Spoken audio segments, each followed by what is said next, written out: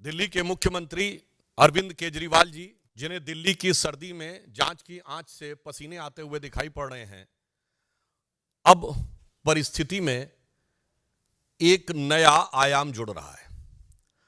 अब तो जांच भी आंच के घेरे में आ रही है।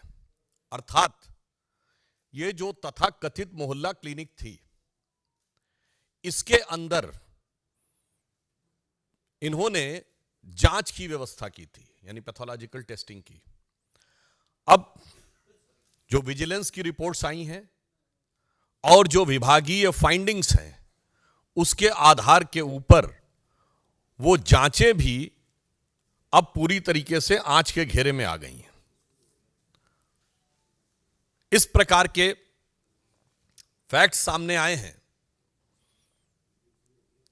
कि जो उनकी तथाकथित मोहल्ला क्लिनिक थी, सर्वप्रथम तो हम कहना चाहेंगे कि स्वतंत्रता के अमृत काल में आने के बाद भी देश की राष्ट्रीय राजधानी में सुपर स्पेशलिटी का कोई इंस्टीट्यूट या ऐसी कोई व्यवस्था या ऐसी कोई लैब बनाने के बजाय मोहल्ला क्लिनिक तक ही सोच सीमित थी, जो 75 वर्ष पूर्व भी थी।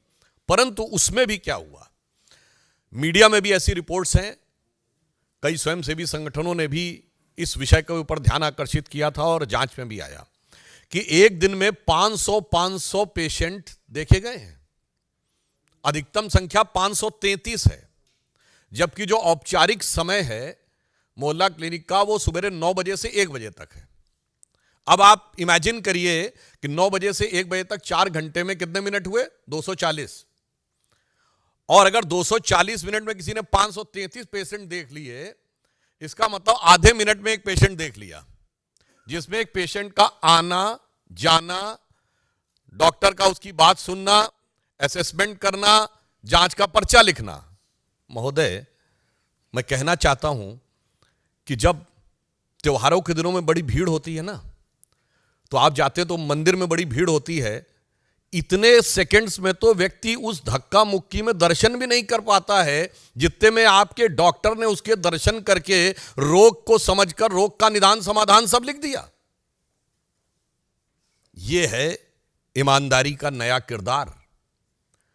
और टेक्निकली मैं पूछना चाहता हूं, ये वो सरकार है ना जिसने कहा था कि हम सीसीटीवी का पूरा जाल बिछा देंगे दिल्ली में, तो मोहल्ला क्लिनिक्स में सीसीटीवी है कि नहीं? और अगर हैं तो उन मोहल्ला क्लिनिक में उस डेट की सीसीटीवी फुटेज दिखाइए कि 533 लोग कहां लाइन लगाए हुए थे, क्योंकि मोहल्ला क्लिनिक तो छोटी छोटी स्पेसेस में है ना। तो 533 लोग अगर आए तो सीसीटीवी फुटेज में होना चाहिए ना। बस यही सब चीजें हैं जिसकी वजह से जांच की आंच से घबरा रहे हैं। और इसमें जो प्रोसीडिंग्स में बात आई है, मैं कोट करना चाहता हूं कि necessary discipline proceedings may be initiated against the project director OLS outsource lab services। महत्वपूर्ण बात यह है कि यह सरकारी एजेंसी नहीं कर रही है, यह सब आउटसोर्स है, यानी प्राइवेट एजेंसीज को जांच दे रखी है।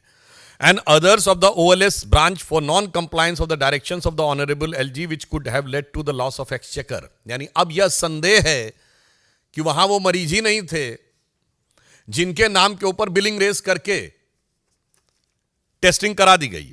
A detailed vigilance inquiry may be conducted to bring out the quantum of loss of the exchequer to the collusion of the director and support staff with the private agencies। अब जो उपराज्यपाल महोदय ने ये लिखा है और ये अब पब्लिक डोमेन में है मीडिया में, उसके बिंदु क्रमांक 33 पे देखें तो लिखा हुआ tens of thousands of tests were recommended prima facie to the ghost patient, यानी जिनका अस्तित्व ही। NTV टाइम, जनता की बात जनता के साथ।